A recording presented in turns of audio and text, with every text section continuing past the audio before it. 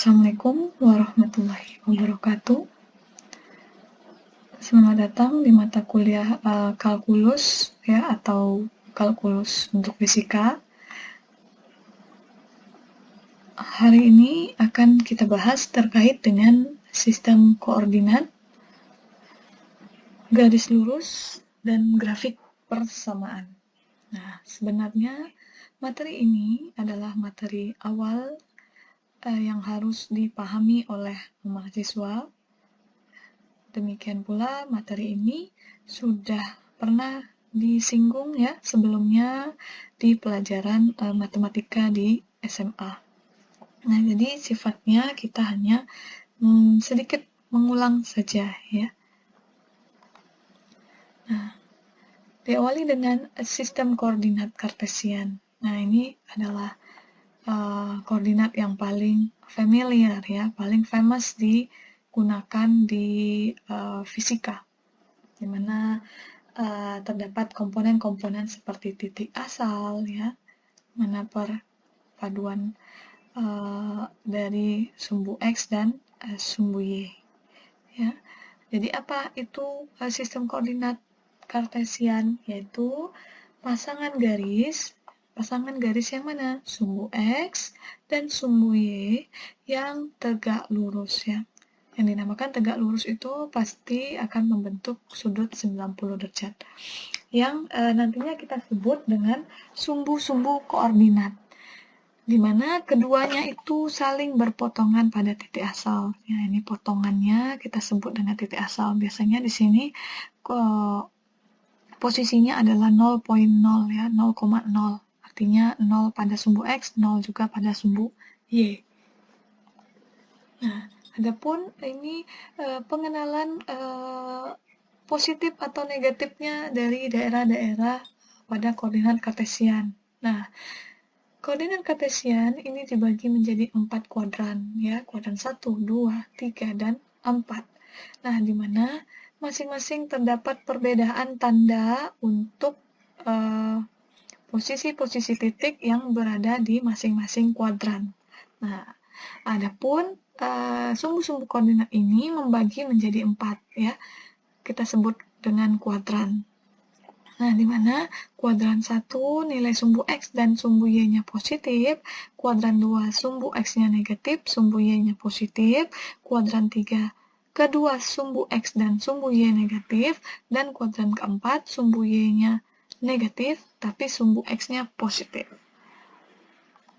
Nah, jadi untuk materi yang pertama terkait dengan bagaimana cara kita menentukan jarak antara dua titik pada bidang datar. Nah, ini anggaplah dia bidang datar ya, ada titik A, poin B. Nah, dia tidak tahu nih berapa X, berapa B, tapi kita tuliskan sebagai titik A dan B. Ya, A merupakan titik pada sumbu X dan B merupakan titik pada sumbu Y. Nah, untuk menentukan jarak ya antara dua titik bidang datar ya, kita dapat menggunakan yang namanya teorema Pythagoras. Nah, teorema Pythagoras ini sudah dikenal ya sejak SMP Ibu rasa sampai dengan SMA ya. Jadi tidak asing lagi dengan nama Pythagoras. Nah, kita dapat menghitung jarak titik P ya. Jarak titik P di sini dengan menggunakan sistem agak miring. Sistem Pythagoras ini anggap saja C ya. Nah, seperti gambar di bawah ini. Nah, jarak C ini kita bisa tentukan dengan persamaan A kuadrat ditambah B kuadrat. Ya, silahkan cari nanti kalau ada di dalam persoalan.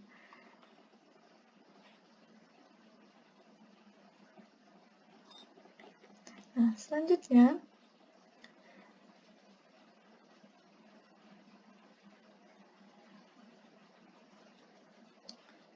bagaimana kalau titiknya itu ada dua ya? Misalkan di sini ada titik P ya dan titik Q.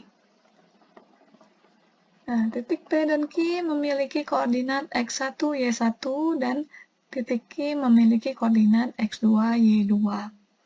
Sedangkan titik R di sini memiliki koordinat X2, Y1. Nah, kita bisa menentukan jarak titik P, Q, ya, itu juga dengan menggunakan Pythagoras. Nah, di mana sebenarnya sama saja pakai A kuadrat tambah B kuadrat sama dengan C kuadrat, ya. Namun, karena di sini terdapat titik-titiknya, ya, karena ini 3 buah titik yang berbeda.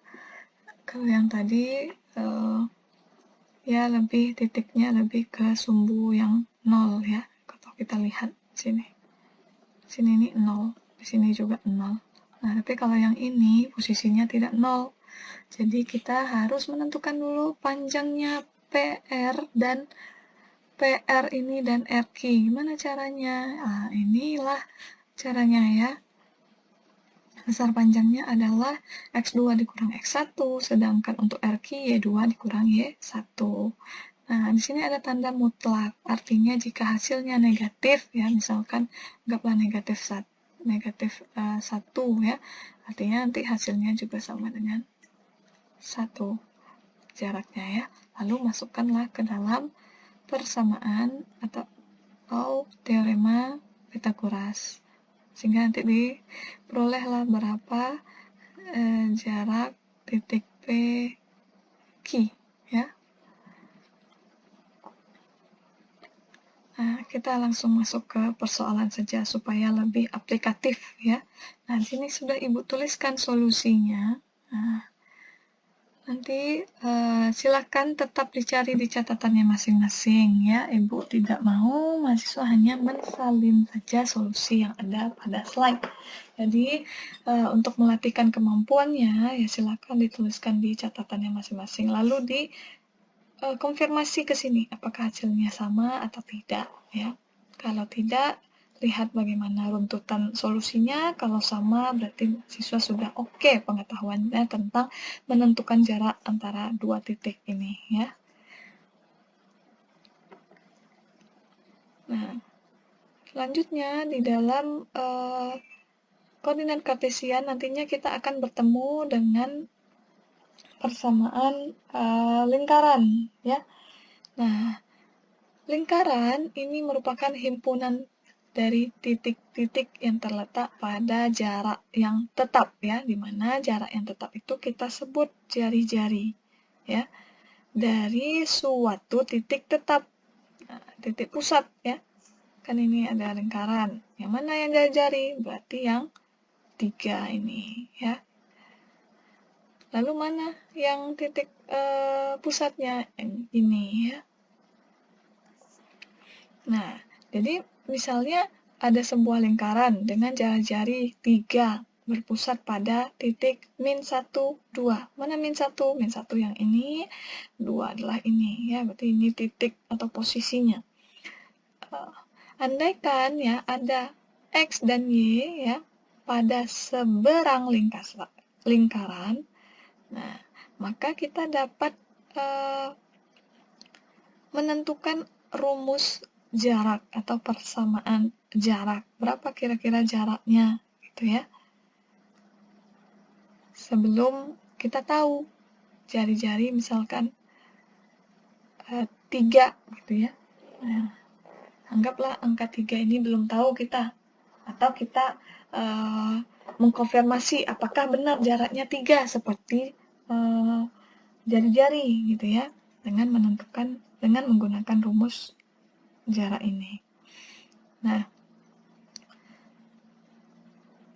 kalau kedua ruas ini kita nyatakan dalam bentuk kuadrat, ya, maka kita akan peroleh persamaan berikut, ya. Jadi, secara general, ya, persamaan jari-jari lingkaran itu dengan titik pusatnya, anggaplah H poin K, ya, H ini bisa sama dengan X, ya, K ini bisa sama dengan Y, dapat dituliskan sebagai berikut. Nah, ini kita sebutnya dengan persamaan lingkaran. Nanti artinya kita bisa tahu berapa titik X, berapa titik H, berapa titik K, ya, seperti itu. Nah, berikut contoh soal, ya. Tentukan persamaan lingkaran dengan jari-jari 5, ya. Titik pusatnya 1, min 5. Artinya ini sumbu X-nya pada posisi 1, sumbu Y-nya pada posisi min 5. Ini sumbu Y, ya. Tentukan juga koordinat Y dari dua titik pada lingkaran. Dengan koordinat X-nya adalah 2.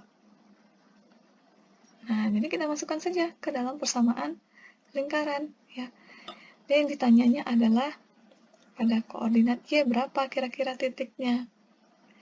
Nah, sehingga kita masukkan ke dalam persamaan dan kita perolehlah koordinat Y-nya kurang lebih adalah min 5 plus minus 2 akar 6, ya, atau ya plus minus akar 24. Ini boleh kalau mau pakai kalkulator boleh hasilnya sekian gitu ya, plus minus sekian.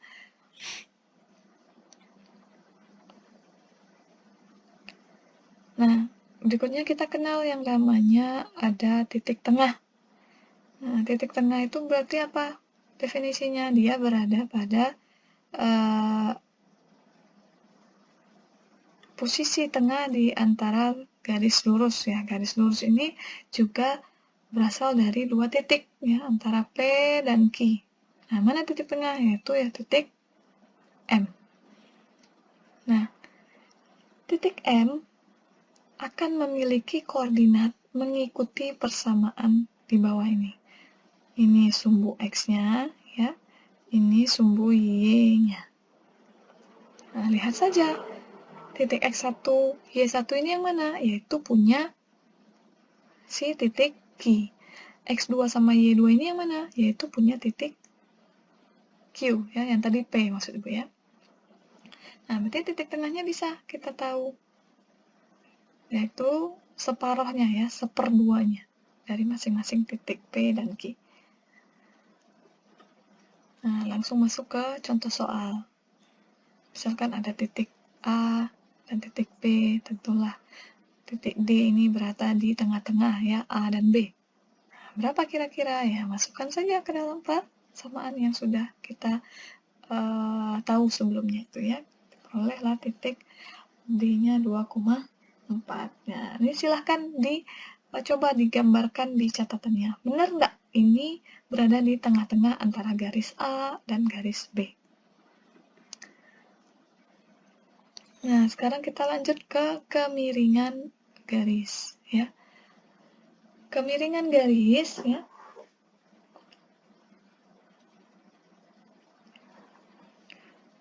itu artinya nilai X1 dan X2-nya tidak sama. Artinya sebuah garis dikatakan memiliki kemiringan jika X1 sama X2-nya tidak sama. Nah, jadi besar kemiringannya kita dapat menggunakan persamaan yang ada dalam kotak kuning ini, ya. Nah, kenapa X1 dan X2 tidak sama? Kalau dia sama, berarti garisnya seperti ini, ya. Garis horizontal. Nah, kalau ada kemiringan, berarti antara titiknya itu tidak sama. Nah, ini. Nah, itu ya. Yang mana Y2 kurang Y1? Nah, ini. Artinya ini aja. Y2 ini dikurangi Y1 ini. Mana X2 kurang X1? Ini, ya. Itu X2 dikurang X1.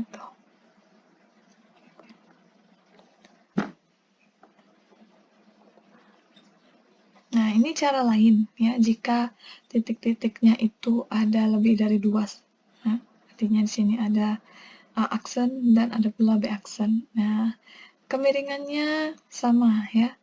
Cara menentukan kemiringannya adalah sama dengan menggunakan persamaan, ya, perbandingan.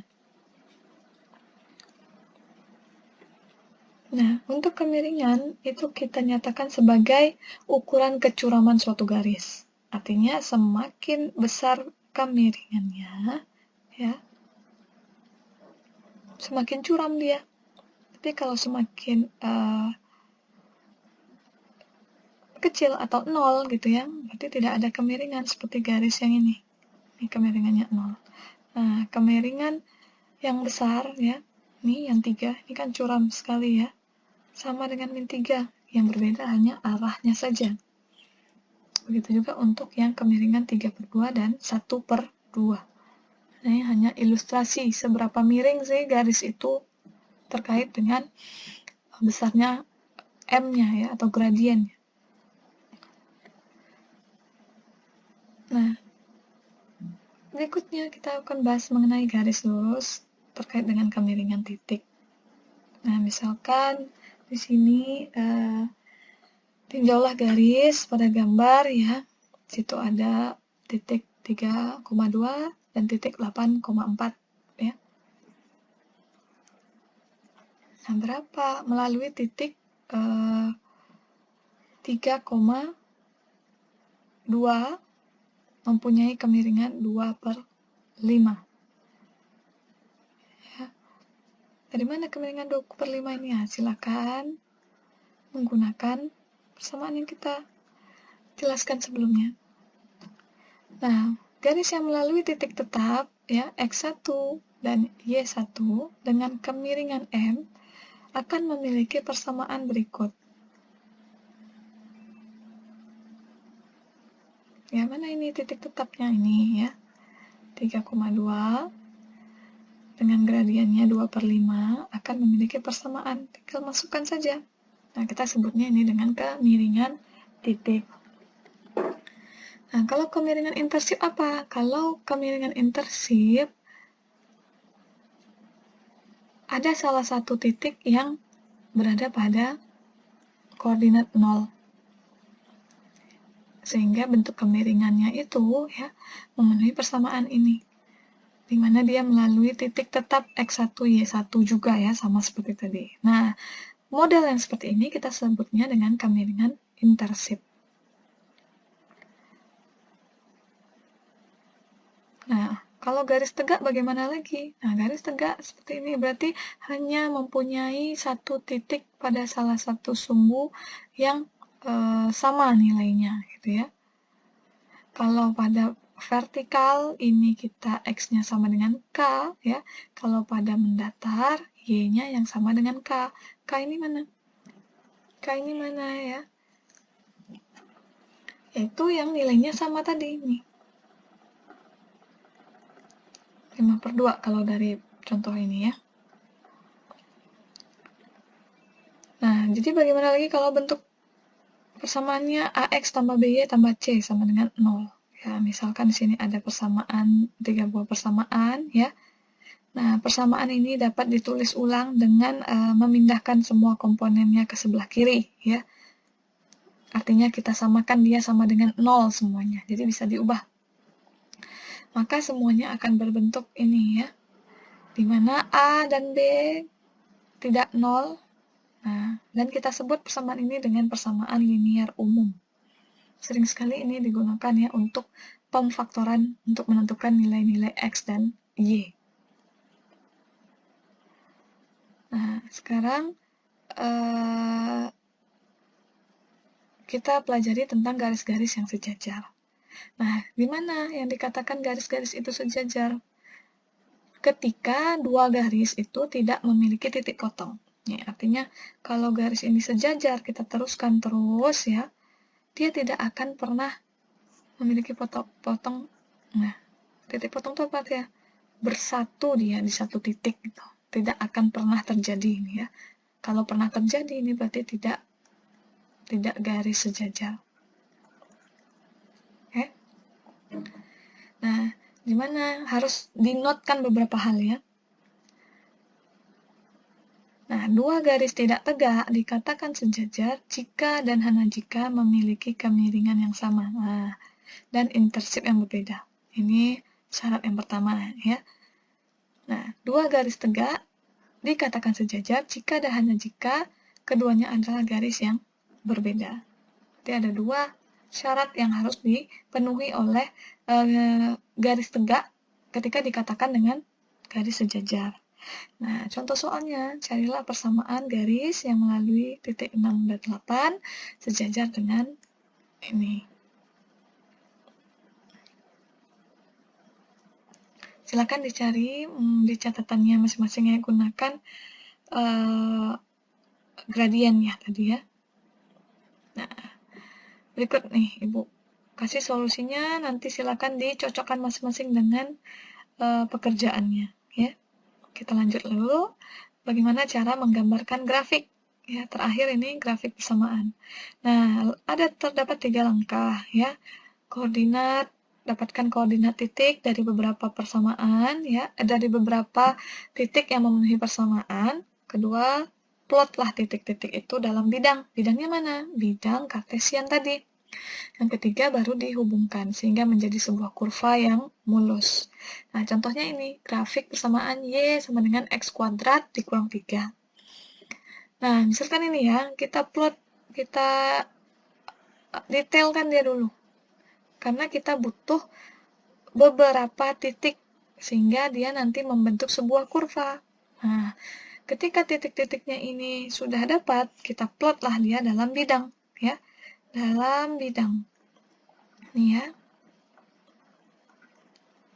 Nah, ketika sudah diplot dalam bidang, langkah terakhir adalah menyambungkannya menjadi sebuah kurva yang mulus.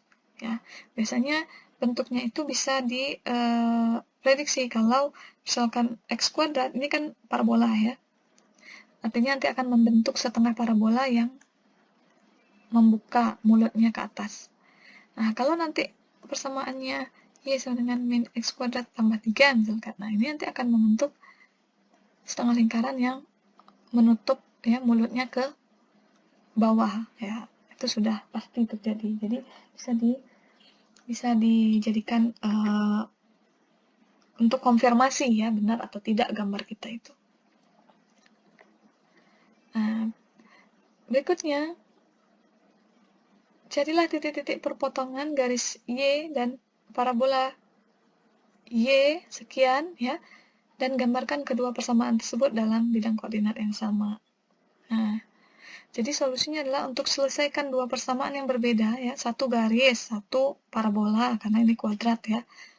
Nah, kita selesaikan, kita samakan dua buah persamaan ini sehingga nanti kita peroleh nilai X-nya ya. Nah, di mana kita setelah nilai X-nya ini kita peroleh, ya kita substitusikan untuk menentukan nilai Y.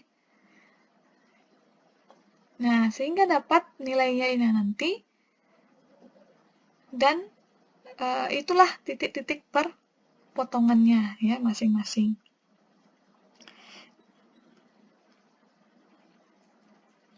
Lalu digambarkan dalam sebuah bidang koordinat. Nah, nampak nanti ya nggak ini berpotong.